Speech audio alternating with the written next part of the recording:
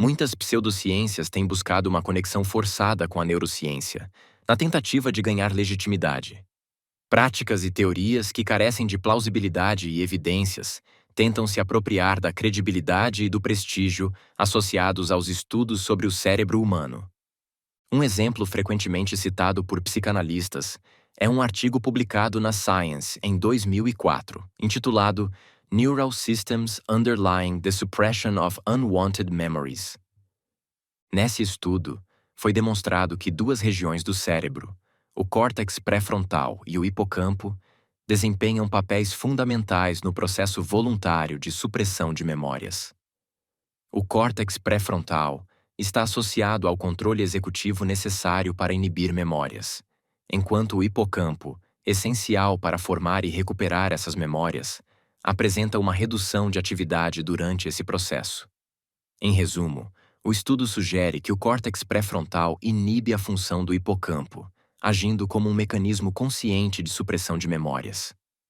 É nesse ponto que psicanalistas costumam argumentar: Freud estava certo.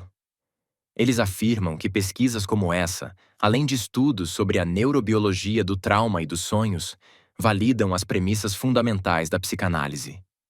Será mesmo? Antes de tudo, é crucial destacar que os participantes desse estudo foram instruídos a evitar intencionalmente certas lembranças. Ou seja, o estudo trata de processos conscientes de controle cognitivo, algo muito distante do mecanismo inconsciente de recalque proposto por Freud. Aliás, os próprios autores do estudo não fazem tal associação. Nas palavras deles, às vezes se diz que Freud pretendia uma distinção entre repressão e supressão, sendo a primeira inconsciente e a segunda consciente.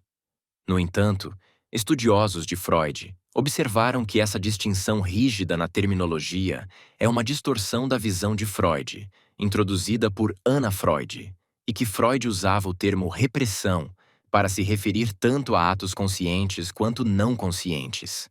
Nós usamos o termo repressão, mas limitamos nossa discussão à sua variedade consciente.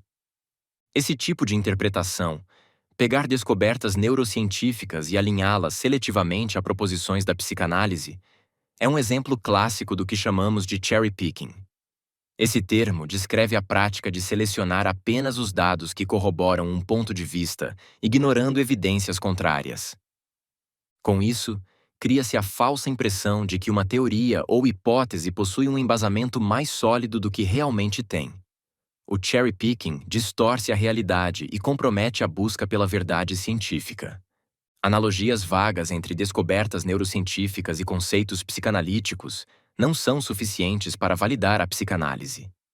A verdadeira prova está em submeter suas proposições, como o id, ego e superego, o complexo de Édipo, as fases do desenvolvimento psicossexual e os mecanismos de defesa, a investigações empíricas rigorosas.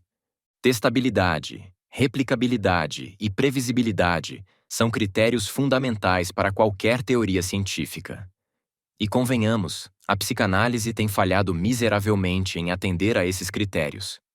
Embora Freud tenha tido alguns insights genuínos, muitos dos termos que ele cunhou foram assimilados, reinterpretados e transformados ao longo do tempo. Isso frequentemente resulta na falácia da equivocação, que ocorre quando um termo é usado com diferentes significados, gerando conclusões enganosas. Um exemplo clássico seria: Freud discutiu o inconsciente, e a neurociência moderna também investiga processos inconscientes. Logo, a psicanálise foi confirmada pela neurociência.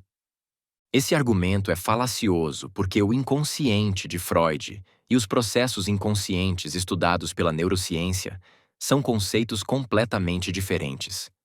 Na neurociência, o termo refere-se a mecanismos automáticos do cérebro que operam fora da nossa percepção consciente. Já o inconsciente freudiano é uma construção teórica carregada de simbolismos e dinâmica própria. A confusão de termos pode parecer convincente à primeira vista, mas não resiste a uma análise mais cuidadosa. E aqui surge uma questão importante. Por que tantos psicanalistas insistem em vincular descobertas da neurociência a citações esparsas de Freud? Certamente, traçar paralelos históricos tem seu valor. Mas, curiosamente, os mesmos autores que ligam Freud a tais descobertas raramente mencionam figuras como Platão, Nietzsche, Schopenhauer ou William James, pensadores que também abordaram temas relacionados ao inconsciente e às forças que moldam o comportamento humano. Seria isso reflexo do desespero de uma pseudociência que busca se validar como ciência? Embora algumas descobertas neurocientíficas possam ocasionalmente ecoar conceitos da psicanálise, isso, por si só, não confere legitimidade a essa teoria. Ciência não é sobre estabelecer correlações superficiais. É sobre rigor metodológico. Para ser reconhecida como ciência, uma teoria precisa de definições claras, hipóteses testáveis, dados empíricos replicáveis e a capacidade de prever fenômenos com consistência. A psicanálise, com toda a sua especulação, falha em cumprir esses critérios.